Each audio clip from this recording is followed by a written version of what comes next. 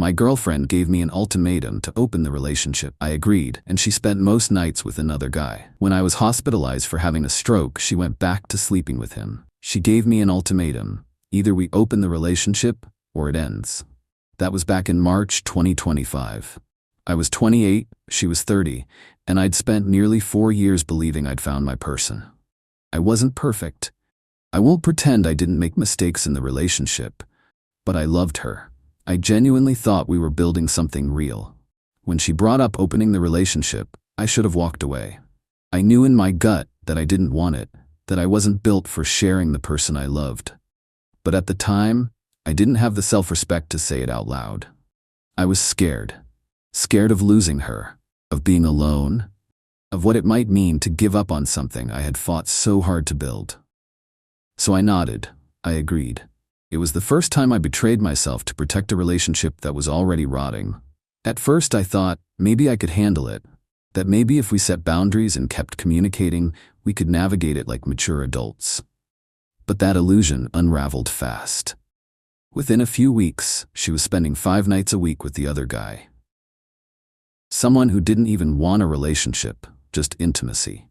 She stopped coming home some nights, stopped texting me back. I'd go whole evenings not knowing where she was or when she was coming back. And when she was home, she wasn't with me. Her body was there, but her mind was somewhere else. Or with someone else, more accurately. We stopped watching movies together, stopped cooking, stopped laughing. Every ounce of warmth between us evaporated. I felt abandoned in my own relationship. I tried to talk to her, tried to express how the dynamic was crushing me, but her responses were always some variation of, "This is what I need. If you can't handle it, that's your problem." And maybe it was. By April, I was spiraling. I didn't trust her. I didn't trust myself. I felt powerless in every part of my life, like I was orbiting a world I didn't belong to anymore.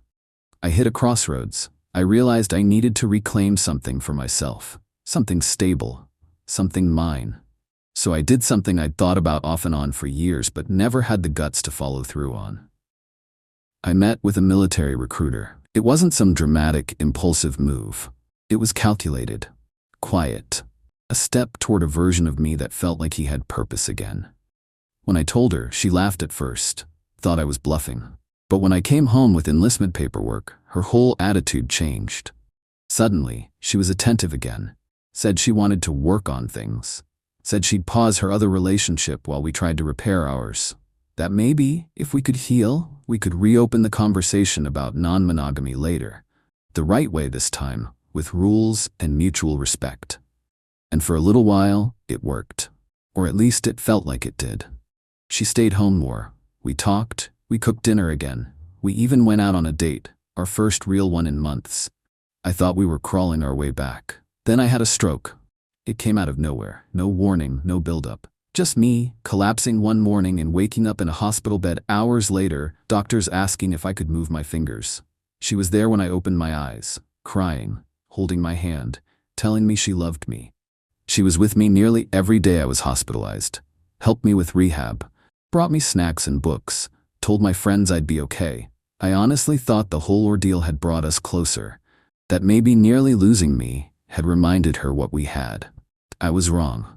Because a few days after I was discharged, while I was still struggling to walk without a cane, she sat me down and told me, as casually as if she were giving me the weather report, that she'd been sleeping with the other guy again while I was in the hospital. While I was on the brink of passing away, she was in his bed. I ended the relationship on the spot, packed a bag, and left to stay with some friends while I figured out my next move. But now she's trying to weaponize the apartment, making threats about making decisions without me because I didn't return one of her calls. She's telling our friends I'm overreacting, that I knew what I signed up for, that it wasn't cheating because the relationship was technically open. But let me ask you this. When your partner is in a hospital bed recovering from a stroke, do you go crawl into someone else's?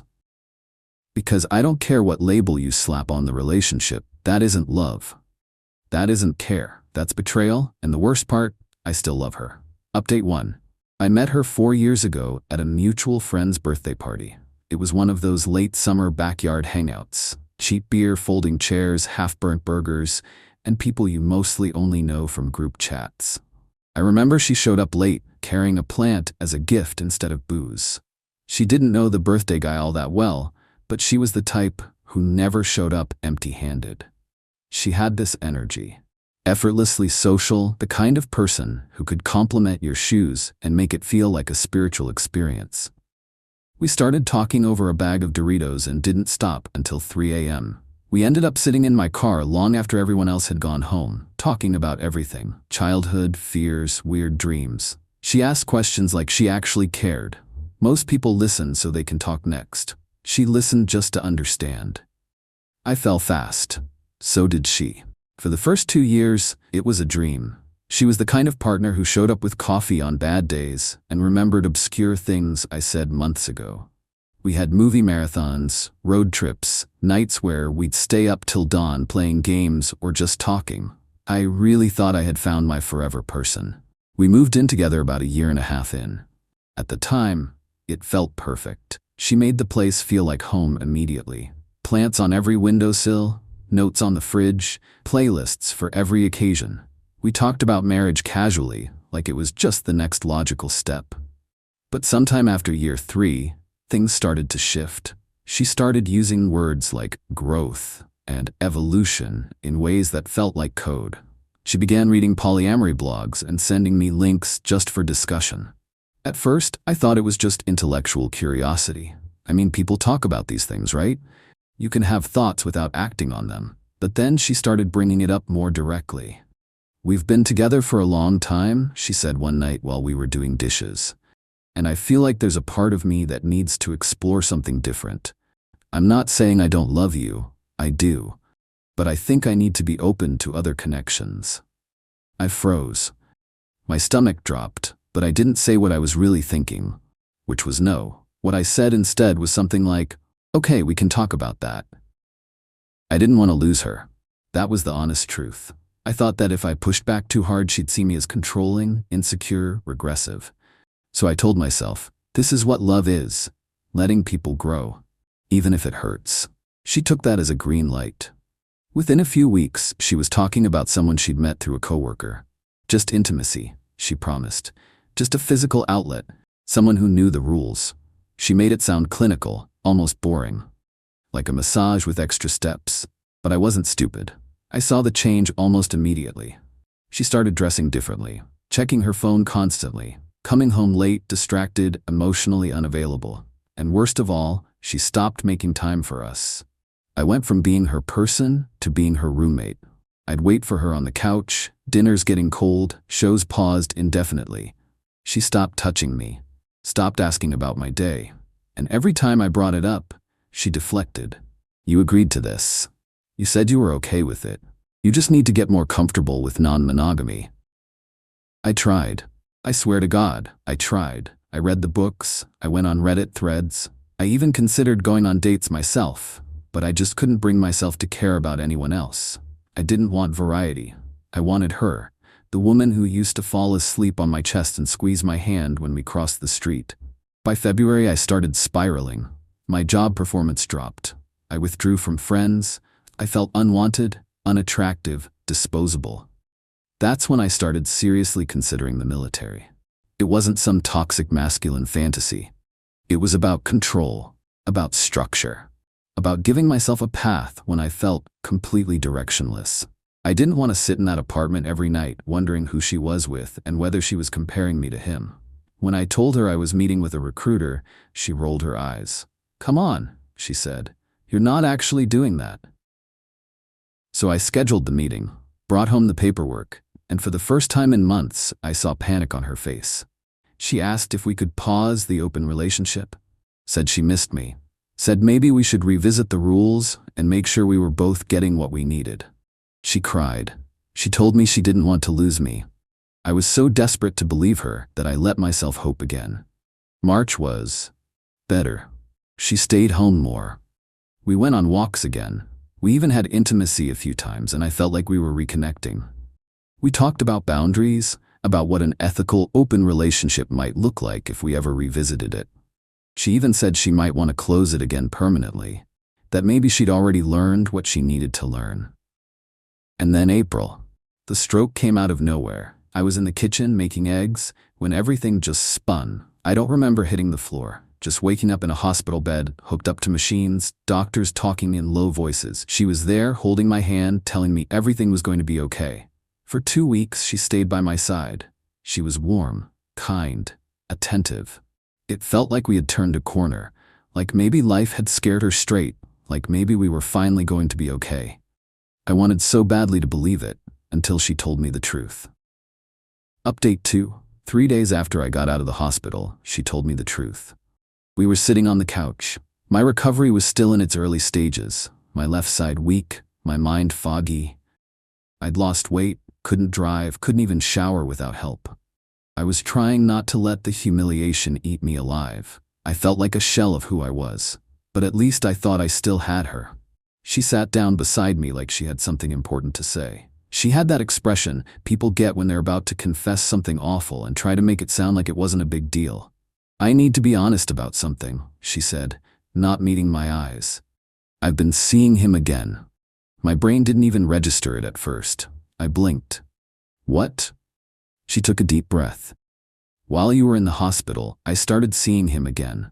I didn't know what was going to happen to you. I was overwhelmed. I didn't know how to cope." She said it like it was a coping mechanism, like she'd smoked a cigarette or stress cleaned the apartment. She was trying to make betrayal sound like survival. "You slept with him while I was in the hospital?" I asked, my voice barely audible. She nodded, not even crying, not even ashamed. Only once, like the number made it forgivable. I didn't yell. I didn't throw anything. I just stood up, or more accurately, staggered to my feet.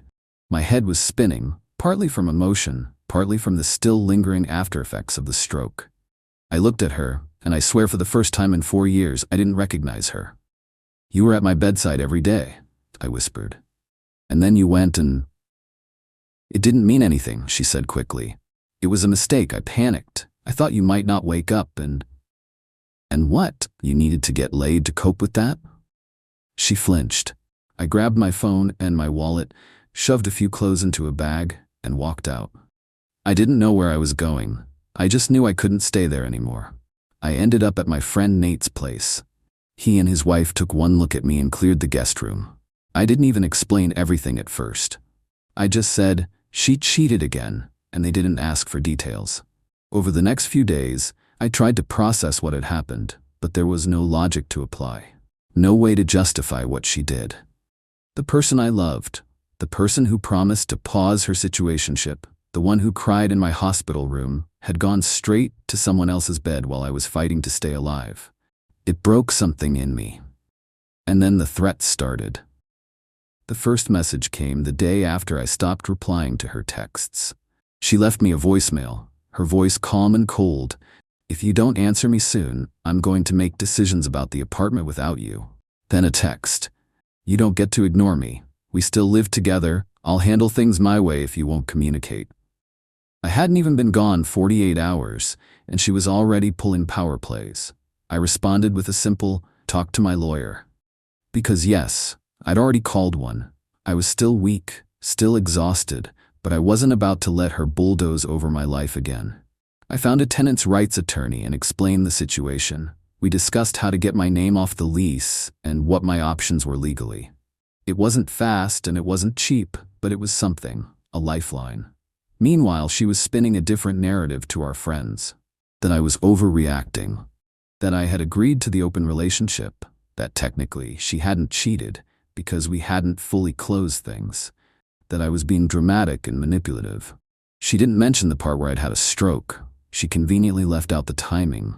Mutual friends started texting me. "Hey man, I heard you two split. That sucks. She says you just ghosted her. Are you okay? Did something happen? Or—" I didn't respond at first. I didn't want to drag it all out in public. But when she posted a picture of herself smiling with the caption, "Single and healing," I lost it. I commented and then immediately deleted it. "You slept with another man while I was hospitalized with a stroke.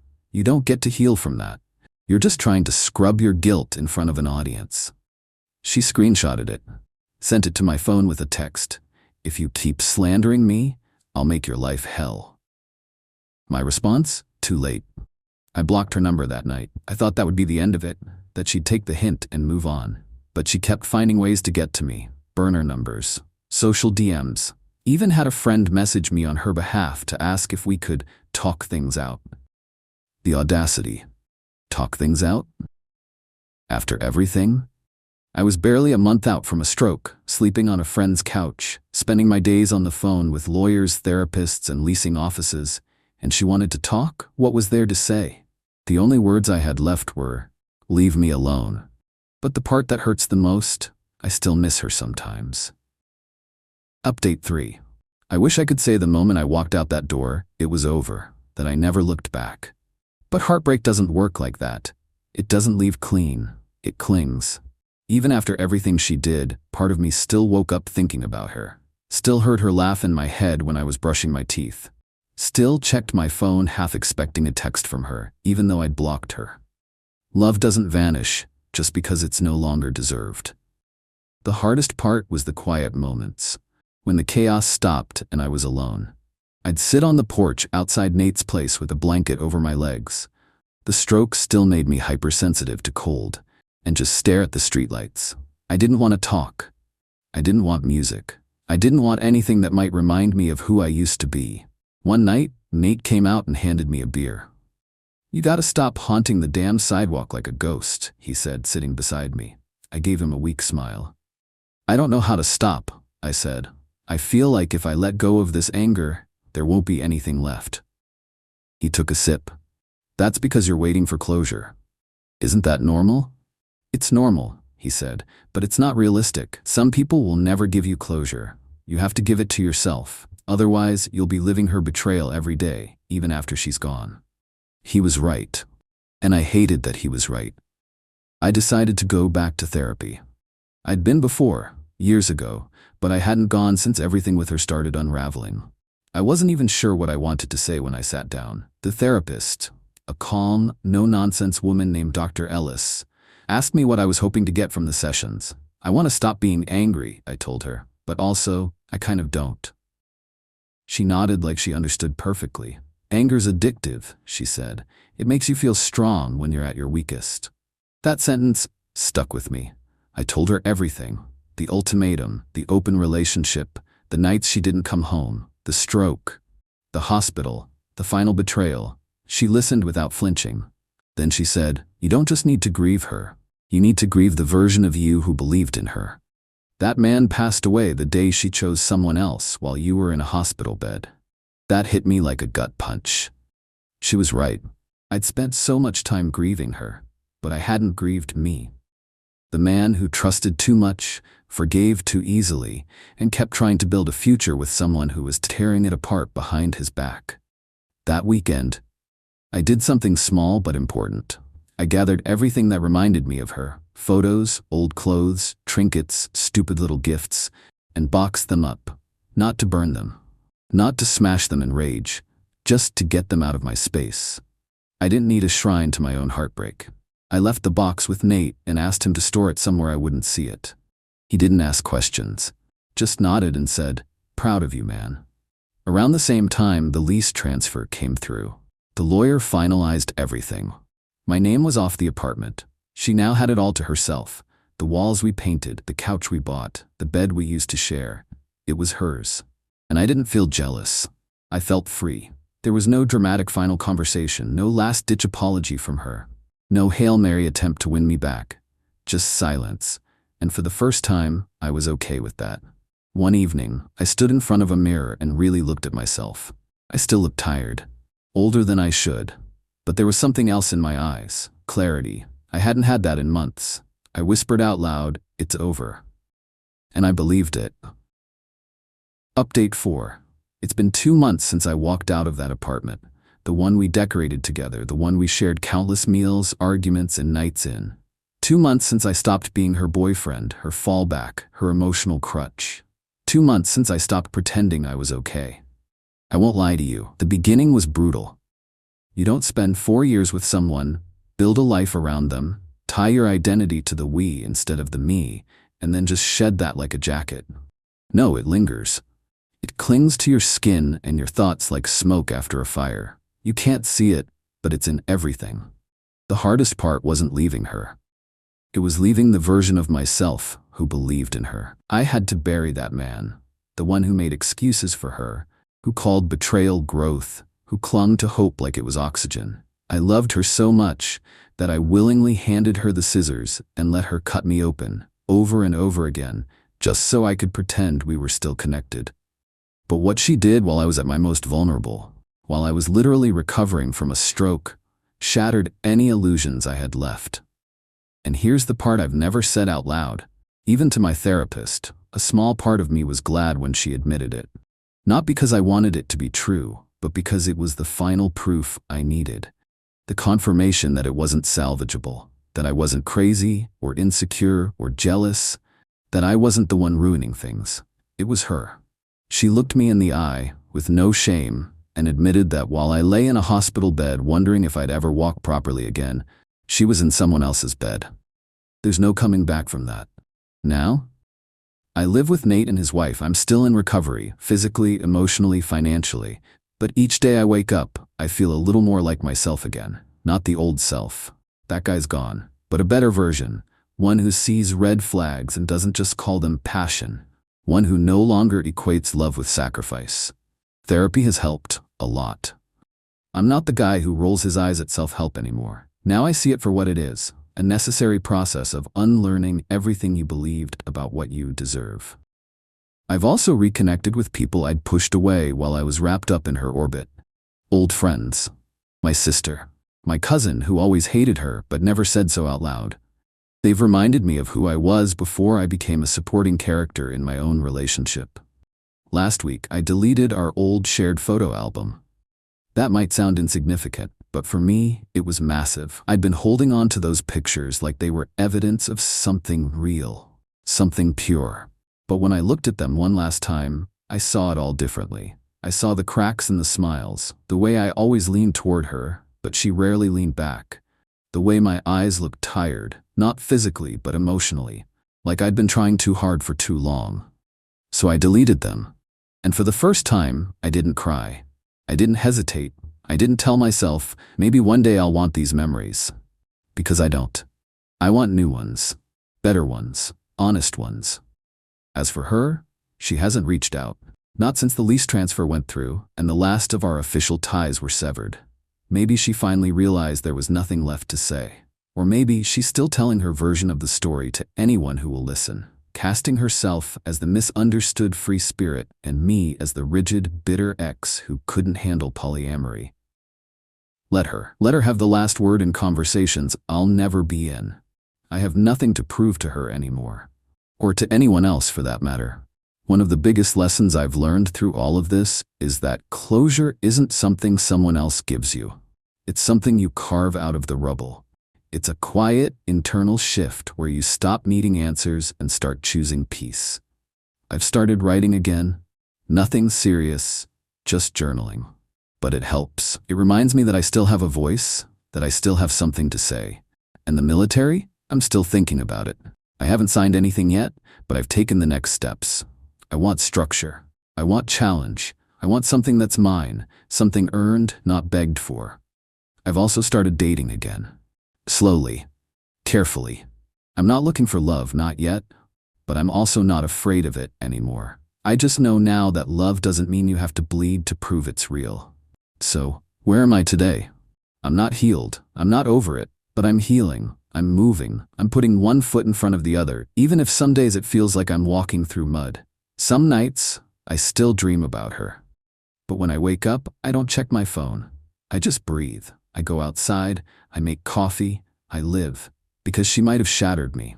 But I put myself back together. And this time, I'm building someone even stronger.